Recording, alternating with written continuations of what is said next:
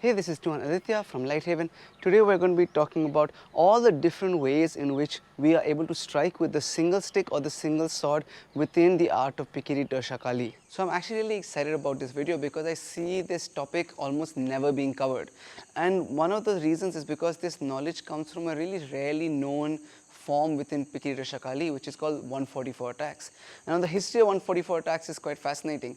The story, for anybody who knows the story behind GrandTuhon's training, is that for the first 3 years his grandfather taught him just footwork. He would put him on a table and he'd make him do footwork, and he'd beat the table with a stick to make him move his legs. And one day GrandTuhon got angry and asked his grandfather to start teaching him the actual fighting arts. And that's when his grandfather started to teach him this form.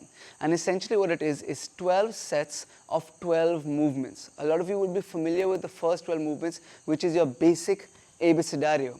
And the way that the story goes is that every month GT was taught another set in this form until 12 months, 12 sets. So you have 144 attacks because you have 12 techniques in 12 sets, so it's 144 attacks.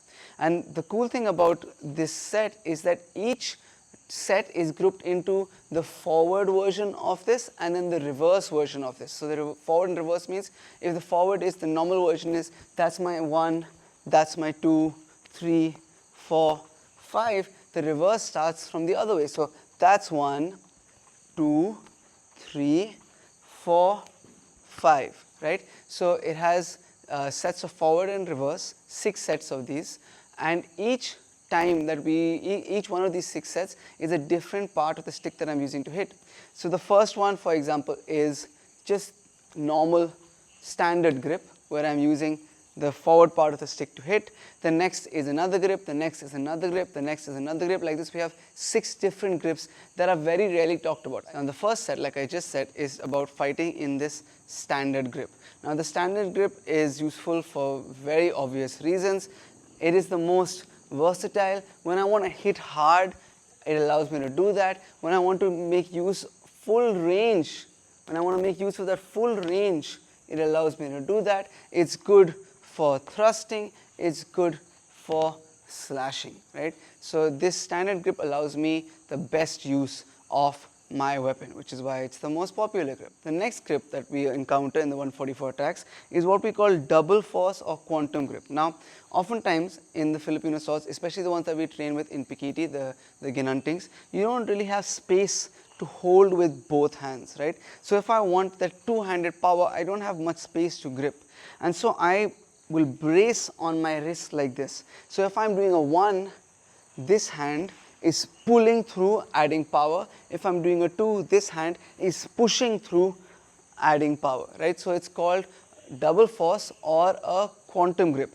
And this can often also in the form, it's often used also to redirect. So let's say I've gone 1, 2, 3, 4. Over here in the 5, I'm going to brace my hand on the stick and use that to generate power to thrust up. Same for the 8, same for the 9. I'm using my other hand to brace against the stick to make it a little bit more accurate and to add that power. So it's here, and when I thrust, it can come here. Now one really important thing when I'm thrusting with a sword, my edge is facing there now.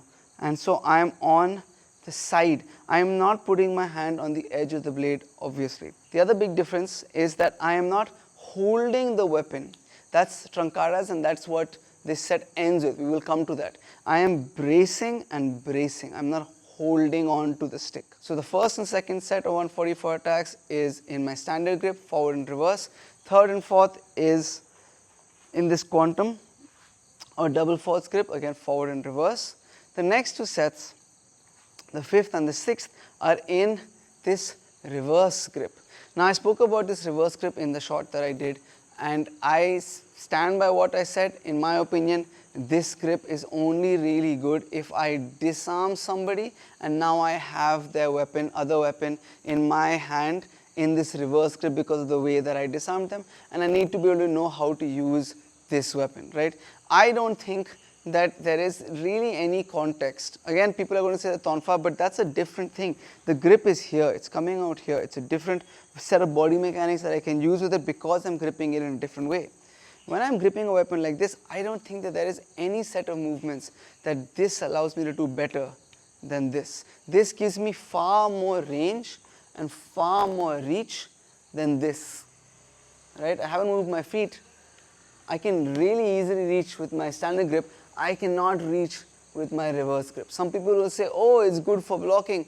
Well, so is my standard grip, right? I can do a lot of parries, I can do a lot of umbrellas, I can do a lot with my standard grip. My reverse grip just doesn't have those many options. Also, thrusting is really weird with this grip. It's super weird with this grip. Whereas thrusting with this grip is intuitive and easy, and it can give me many follow-ups to the thrust. Whereas in this reverse grip, I'm slashing, and then the thrust, it's very awkward. It's very awkward, and it's very weird. So again, in my opinion, it's great. I need to know how to use it if I disarm someone and I have to use their weapon like this. Also, I must specify that I am specifically only talking about the reverse grip with a longer weapon like a stick or a sword. I am not talking about reverse grip with something like a knife. I'm going to take a quick break in the video to tell you guys about our YouTube membership and our Patreon page. On both things, we have a lot of exclusive content. On both pages, we have extended exclusive versions of the videos that go out on YouTube for free. On our Patreon page, though, we have 3 other series that are continuous. One is called the Drill of the Week, where I am taking one weapon system and giving you a set of drills that you can practice the entire week. The other is called a Tuhon's Training Thoughts, where I'm giving you my thoughts about training, my thoughts about fighting, some of my training stories, all of that stuff about essentially my approach to martial arts. And the third is a new series we've started called Ancient Arts, Modern Warriors, where it's a slightly extended video where we go into the history of the martial arts, the evolution of the martial arts, how different martial arts are connected, how, for example, we did a video recently about how the Indian martial arts are connected to the Filipino martial arts. It's just a deep dive into the evolution and the history of the martial arts. So if you'd like to know more about any of these things, please do check out the links in the description down below. The next way of using the stick that we're going to be talking about is when I'm using the Punyo to strike. So I'm going to be using my trusty bob here to demonstrate. The idea is I'm really close to my opponent and I'm hitting him with the Punyo. I'm hitting him with the backhand, the Punyo.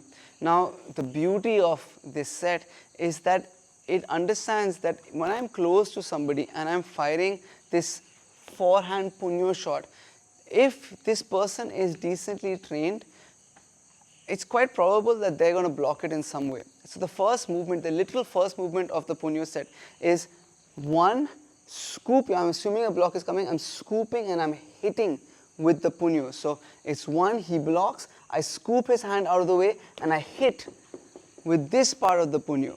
It's not only hitting with the back end, it's hitting with the entirety of the Punyo.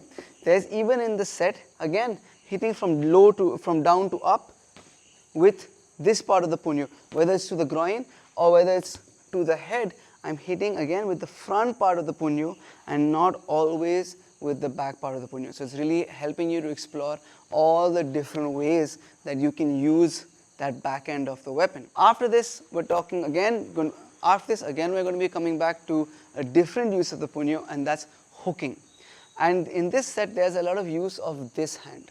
So it might start with a hook, and then I'm going to hook with my hand, so that in theory, I can then either pull and strike, hit from here, and then strike, or something or the other. The next movement is, again, hook, grab, or grab, hook, and then I can maybe hit with my hand or pull my opponent down, control, smash the head, all sorts of things.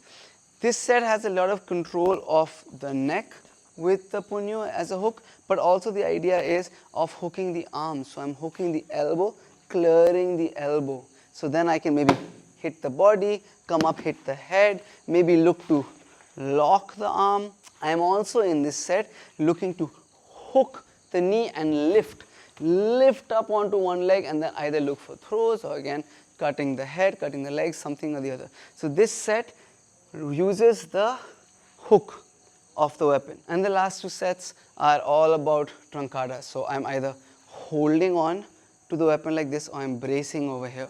and the idea is I'm really close range. If I'm really close range and I'm looking to thrust or slash like this, I'm not going to have much power, and it's quite easy for my arms to get tied up by my opponent. And so me holding on to the weapon, kind of like bayoneting techniques, holding on to the weapon makes it harder for him to hold. I have really powerful low thrust, really powerful high thrust. I can push to get distance and then look to smash from there. I can enter behind this, push it out of the way, smash or smash. I have a lot of options at really extreme close range when I'm using this Trangkada grip. Now, one really important distinction again I need to make is when I'm having the stick, I might hold on, but if it's the sword, I would be bracing. Again, the idea is I'm getting in really close to someone and then I'm looking to finish the fight while keeping myself safe and keeping control of my weapon. Thank you guys so much for watching. If you liked what you saw, if you learned from what you saw, please do like and share this video. If you have anything to add, any comments, any questions, leave that in the comments down below. Please do subscribe to the channel. All of these things really do help out the school and the channel a lot. A huge thank you to everybody on our YouTube memberships and everybody on our Patreon page. Thank you guys so much for your support. If you'd like to know more about the exclusive content that we offer on both pages, check out the links in the description down below. Lastly, thank you guys for watching and see you in the next video.